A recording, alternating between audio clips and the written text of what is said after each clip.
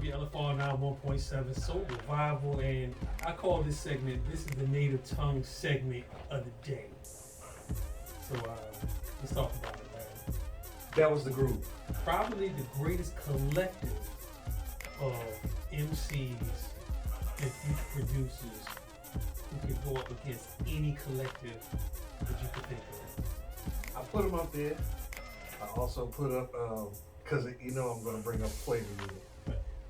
Well, you know what though? But this is the thing. What makes the whole Native Tongue tribe so huge, and I put them against just about any other collective, is because you have so many gifted lyricists. That's first. Right. Okay, and I'm talking about across the board, male, female. All of them had a wicked pen game. Yeah, they did. Yeah. Okay. Yeah, they did. So that's why I say if you put all of their records together collectively, Yeah. I mean, you have volumes of music. Yeah. Well, just the tribe alone. Yeah. I mean, Just the tribe. Tribe, Daylight, just the core group, those two by themselves is taking out a lot of it. Yeah. But then you throw in Latifah, and you throw in eventually Common, Yes. Def, Yeah. We talked about that. Yeah. Matter of fact, I got more members that I didn't even play. I got Beat Nuts. Oh, who are part of the Native Tongue.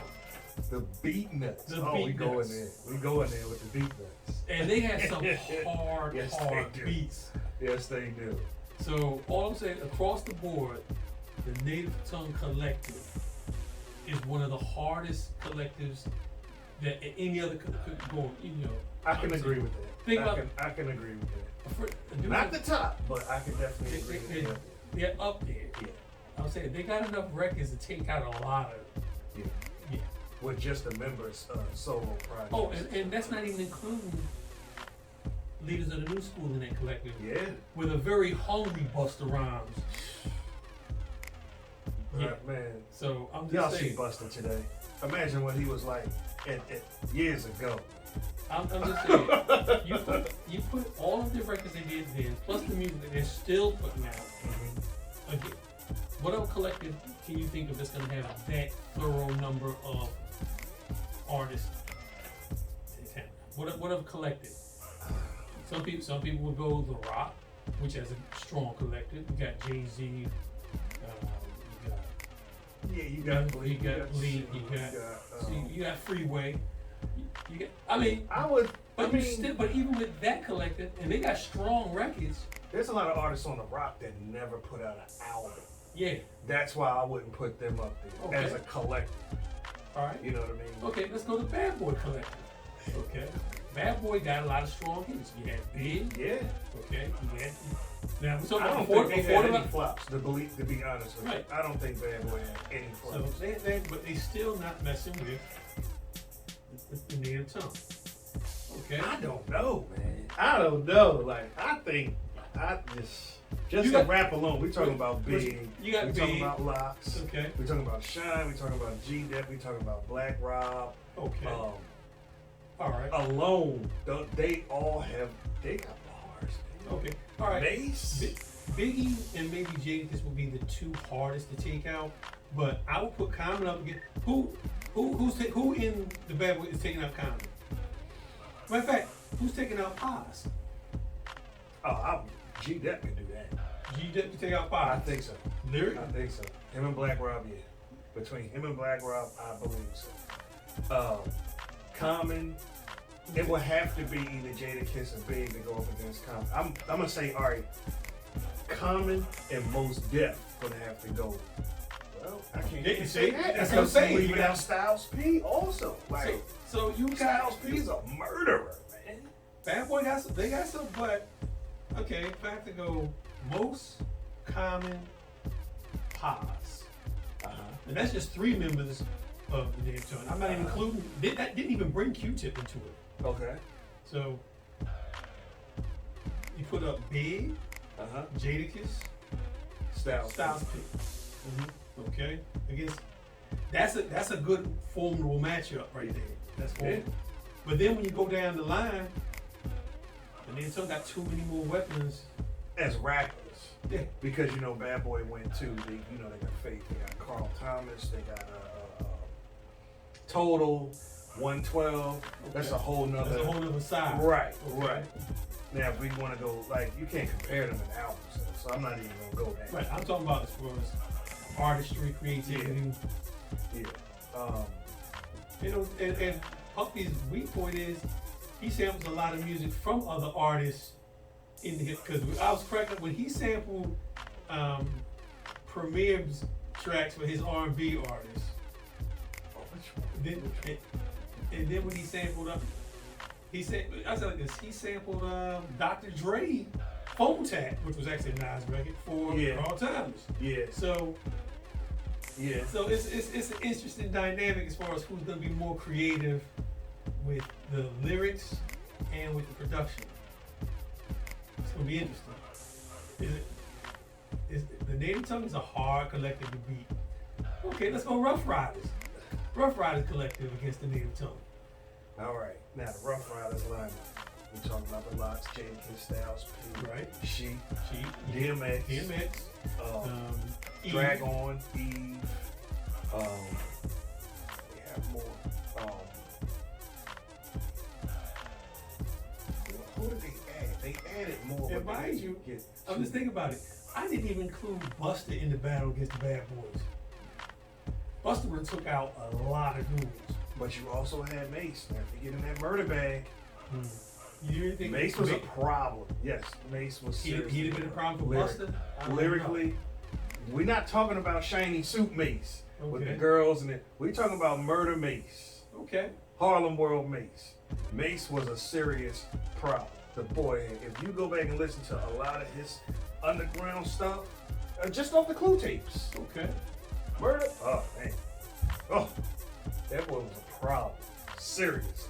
Had some serious bars that make you think. But Puffy, he did what he did with him, and it was successful. Right. You know what I mean? Where he could, groom him into the playboy, the pretty boy. Well, you know it worked. You know what I think we're gonna do?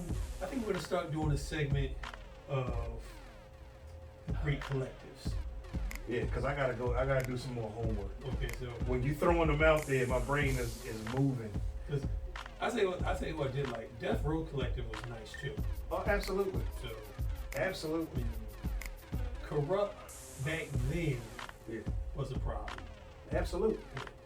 Corrupt, Daz Dillinger. Actually, DOC before the accident was a problem for everybody. Yes. DOC was hard. Yeah. I like this first album, the formula, the first single off that joint. No One Can Do It Better album. Yeah. And I don't know about the album. Had he not had that accident, he would have been the big artist that Snoop became, because he's the one that taught Snoop how to write bars in song format, not just running. Yeah, DOC wrote a lot, especially for Dre. He wrote a lot too. To be Snoop had a lot of swag with him. Yeah, he did. And he does. He did and does. Yeah. But I still say DOC was the artist that, as a solo artist, he set a very high bar because he brought a different style of delivery. Yeah. He brought a presence. Yeah. Like I said, he knew how to write songs in song format, which is big. That is very big, especially when you're going for that, radio play. Yeah. Getting on the radio, getting your videos played, you have to do it in song form. You can't just get up there and just be rap. No, just can't. But the West, for a while, man, But that's one of my. I'll tell you, also was a great collective out west, the Hieroglyphics Collective. Now that was Souls of Mischief, Damn Funky Homo Sapien, Casual. Okay, Those dudes, they had. And I liked them. Yeah. Was Question Mark Asylum with them too? I believe so. I think so too. And what I liked about them is that they were from the West, but they didn't have that same slang or sound as hardcore LA rap. Right. They were different. They were the most comparable to what an East Coast MC is, but only lived out west. Right. But you will also put them in that pot with the like the Native Tongue. Yeah. Because at that time with the East was a lot, grungy, like hard at that time. So they were offering the alternative with the tribe. And, you know what I'm saying? They were in the same mind frame, right? But from a different side of the coast. Them Right. and the Far Side. Far Side, yes. Far Side was hard. Yeah, they was. When they did that running with Jay Dilla, oh boy, watch it. That was a hard track, boy. And their 2 albums back to back were classic. It was On Ride to the Far Side and Lab Cabin California are 2 of my favorite albums from West Coast artists that didn't represent the gang culture or gang imagery. They were just like serious backpack rappers from the West Coast perspective, but they had intricate lyrical agility and ability. One of my favorite, maybe the favorite, my most favorite, out of the West Coast is MC8, Compton's most favorite. Everything about... He is solid. Dude. Matter of fact, I gotta find this record that him and DJ Premier did together. They did a record. Yes, they did. And the one thing I like about DJ Premier, and because everybody affiliates him with New York, and they should, because he became known when he got to New York, but he's actually from Texas. Exactly. So, I think Houston to be exact. So he's a dude that a lot of people in the East Coast claim, and rightfully they should, but he's always quick to remind you that he's from Texas, and that Guru is not from Brooklyn. He's from Boston. Yep. So yeah. Rest in peace. Rest in peace. Keith Elam, the Guru. Yes, indeed. Yo, it's 3 o'clock. Yeah, we gotta get into it. And as I said, this is non-commercial radio. We don't play commercials, but we do public service announcements. Yes, sir. So we're gonna get back to some more music after these public service announcements. So stay tuned. WLFR 91.7. So